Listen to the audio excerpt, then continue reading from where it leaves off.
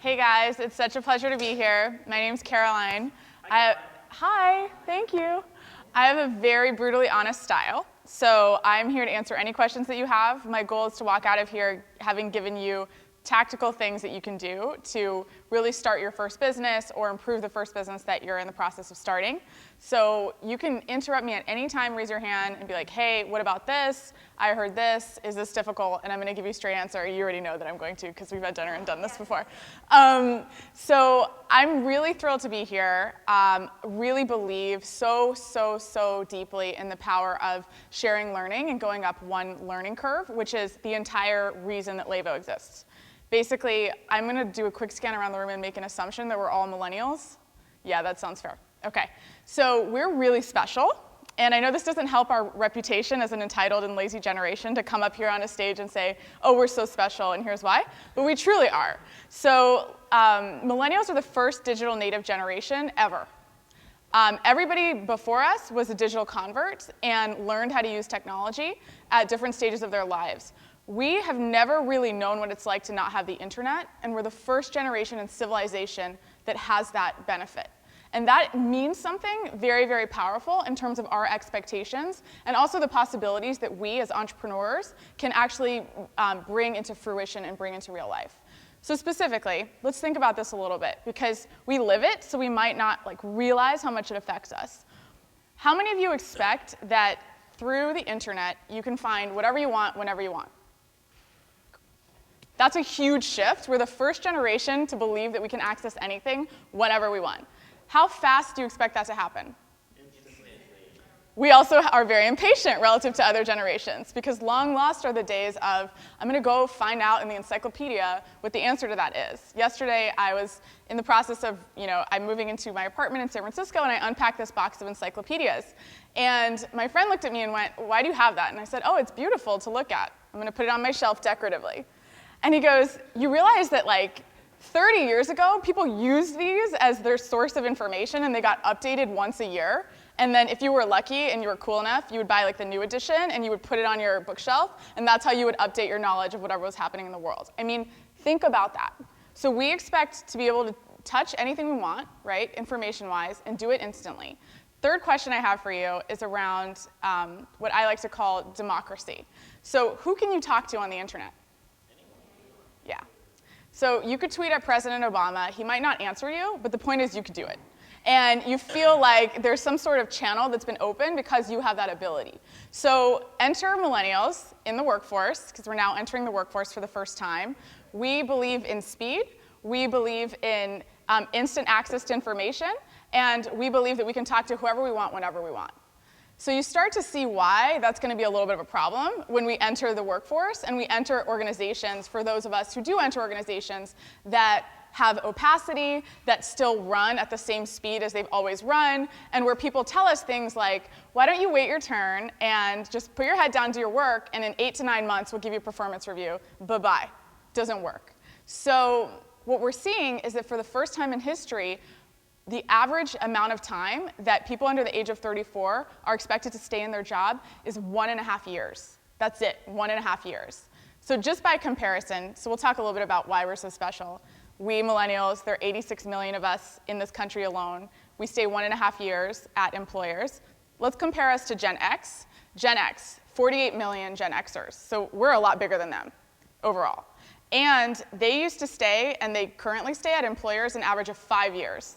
So just from a mental switch standpoint, we're so much less loyal than this group of people who was just in the workforce before us.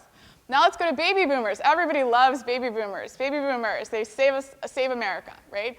There's 76 million baby boomers in the United States, and the expectation for a baby boomer in the workforce is about 7 years per job. 7, 5, 1.5, and we're upset about it when we don't get access to instant information. We want to be in purpose-driven organizations. We have all these other demands about aligning our purpose, our passions, and our impact right away. This is the storm in which we live. And it's a storm that's both generational and is about technology.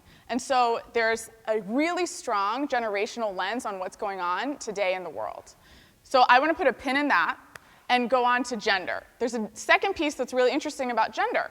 For the first time in history, men and women are entering the workforce at the same rate, first time in history. So not only is our generation the first digital natives, we're also the first fully integrated generation at the beginning of the workforce. Don't get me started on what happens 7 years down the line. At the beginning of the workforce, it's equal. And we see that men and women graduate at about the same rate. If anything, women are graduating slightly more than men, but we'll leave it at men and women graduate at the same rate. And we enter the workforce, and we expect for the majority of us to be able to find employment.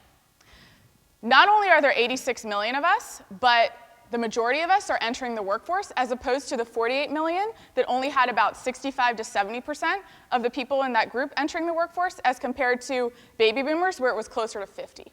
So there's a real change going on, and it's not only generational, but it's gender related. We're not seeing a lot of progress on the gender front. Yesterday was National Equal Pay Day. We actually it's later than it was last year, which means that the wage gap is bigger than it was last year. So we're moving in the wrong direction.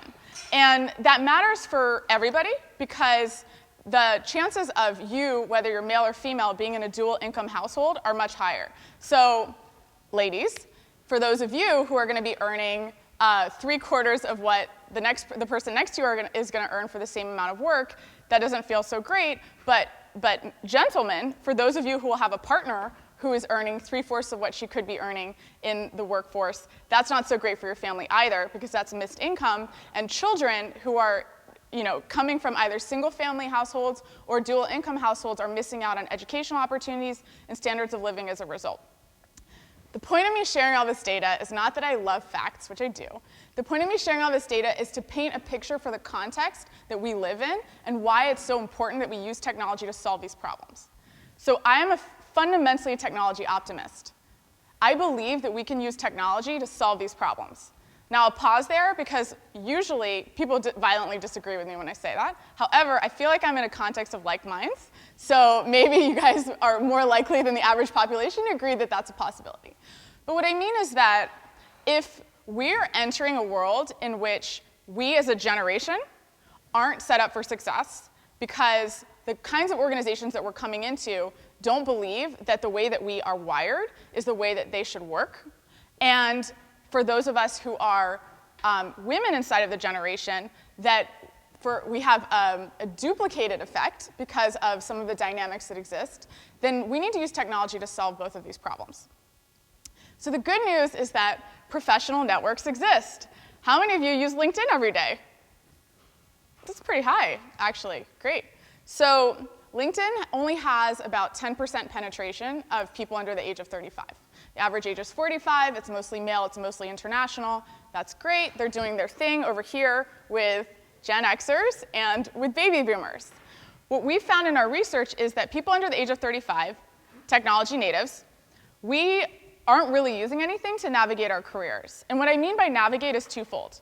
A, hunt. So if you do want a job, then you need to find it.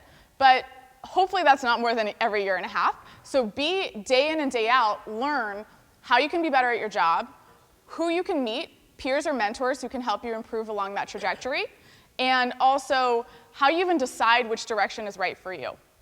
And so the goal of Levo is to use technology to help each and every person navigate their careers step by step on a daily basis. Not just when they're looking for jobs, but once they have a job, how can they be better at it? How can they find peers or mentors? How can they find resources to be more successful? And in doing that with technology, then we solve the problem of this whole generation of people who are otherwise going to have a real challenge earning our keep over the course of the next 10 years. So that's what we do at a high level.